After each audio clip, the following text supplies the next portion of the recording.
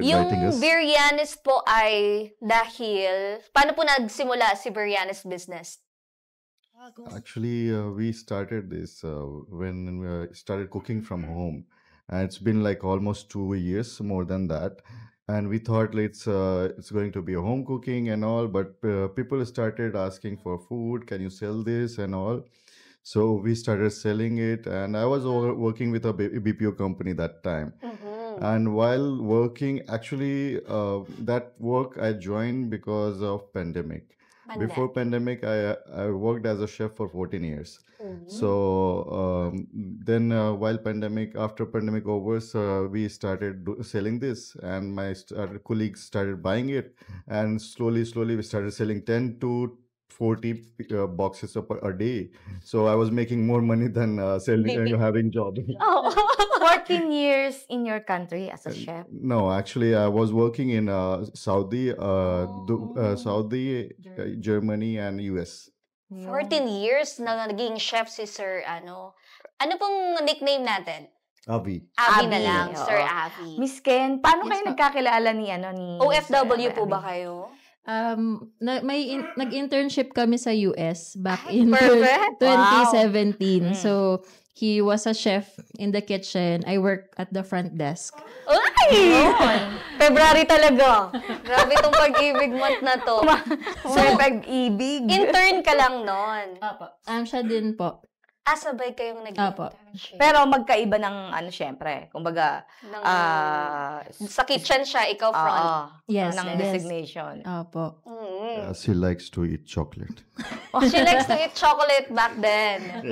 Nadaan sa chocolate. And you always give her a chocolate. Free. Wow! Free! Free.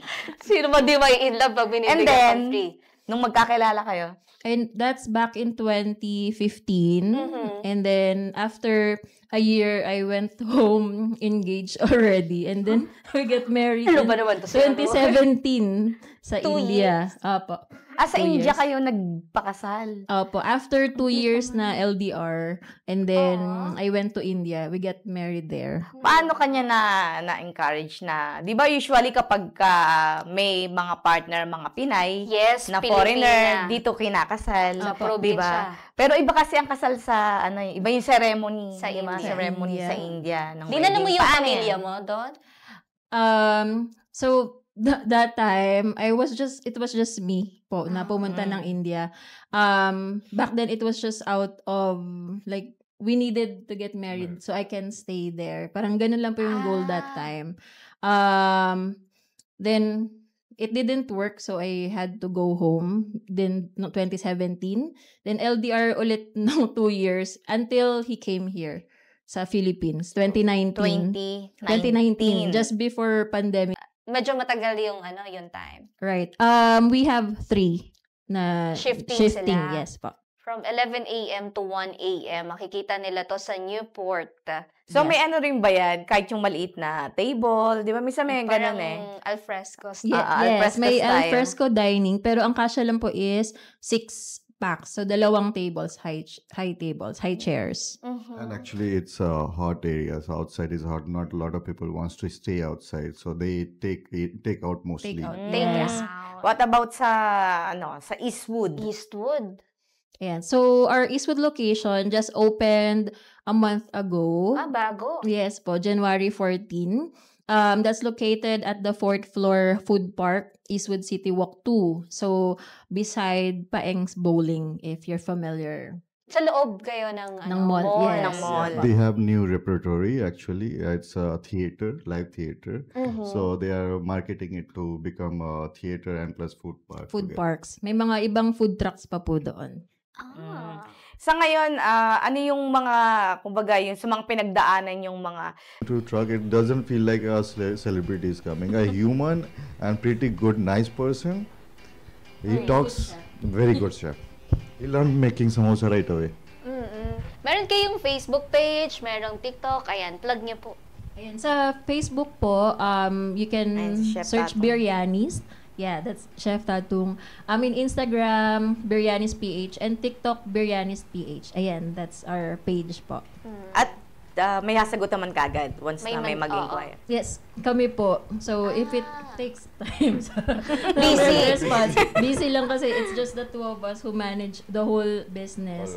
Opo. Like, I do the social media marketing, ganyan. Lahat po ng mga contents, layouts, yan. Ako. And then, siya yung sa operations, yan. Kitchen. So, everyday nasa Makati kayo dalawa? Depends. Depends. So, pag anong-ganong kayo. Yes, Lipat-lipat. Right now, Palipat-lipat. Eastwood is a new branch, so I am going there. And once the Eastwood is settled down, when my employees are good enough to take care of it itself, then I will move to another location. Pero ito, pinakamahalagang payo po na pwede nating maibigay sa mga gusto ring magtagumpay sa negosyo.